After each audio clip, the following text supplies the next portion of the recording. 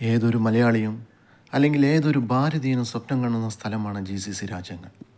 അവിടെ എത്തിപ്പെടുക, സുഖസൗകര്യങ്ങൾ അനുഭവിക്കുക, അതിലൂടെ സ്വന്തം കുടുംബത്തെ കൂടുതൽ പുരോഗതിയിലേക്ക് നയിക്കുക എന്നുള്ളത്. ഏതെല്ലാമാണ് ഈ GCC രാജ്യങ്ങളെന്ന് നോക്കാം. 6 രാജ്യങ്ങളാണ് GCC രാജ്യങ്ങളായി അറിയപ്പെടുന്നത്. Bahrain, Kuwait, Oman, Qatar, Saudi Arabia, പിന്നെ യുണൈറ്റഡ് അറബ് എമിറേറ്റ്സ് അതായത് UAE എന്നിവയാണ്. ജനങ്ങളെ ആകർഷിക്കുന്ന എന്ത് ഘടകമാണ് അവിടെയുള്ളത്? ചെയ്യുന്ന ജോലിക്ക് കിട്ടുന്ന നല്ല ശമ്പളം, എല്ലാവിധ സൗകര്യങ്ങളോട് കൂടിയ ജീവിതം, പിന്നെ കുടുംബത്തെ രക്ഷിക്കാമെന്ന വിശ്വാസം.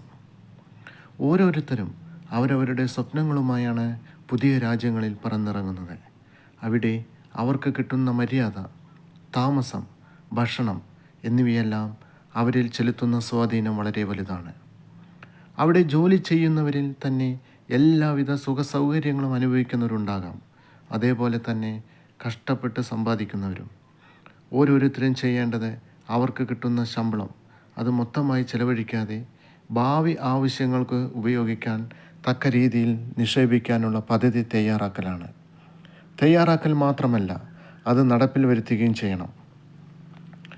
നമ്മൾക്ക് ആദ്യം തന്നെ അറിയാം, നമുക്ക് സ്വന്തമായി ഒരു വീട് വയ്ക്കണം, വാഹനങ്ങൾ വാങ്ങണം, അതേപോലെ തന്നെ മക്കളുടെ വിദ്യാഭ്യാസം, കല്യാണം, ഇതിനെല്ലാം നല്ല ചിലവ് പ്രതീക്ഷിക്കാം നമുക്ക്.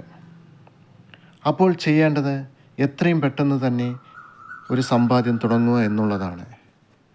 ഒരു ഉദാഹരണം പറയുകയാണെങ്കിൽ, നമ്മൾ ഓരോരുത്തരും നമ്മുടെ വാഹനം പാർക്ക് ചെയ്യാൻ തണലിൽ നിർത്താനാണ് ശ്രമിക്കുന്നത്. എന്നാൽ ആരും തന്നെ മരങ്ങൾ വളർത്താനോ അതേപോലെ തന്നെ അത് നല്ല രീതിയിൽ കൊണ്ടുപോകാനോ ശ്രമിക്കുന്നില്ല.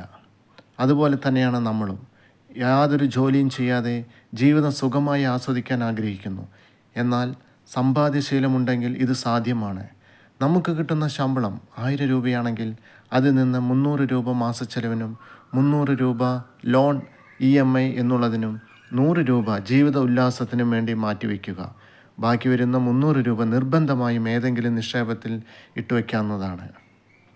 ജീവിത ചിലവുകൾ ചുരുക്കി ഒരു നല്ല ഭാവിക്കായി നമ്മുടെ പ്രവർത്തനത്തെ മാറ്റി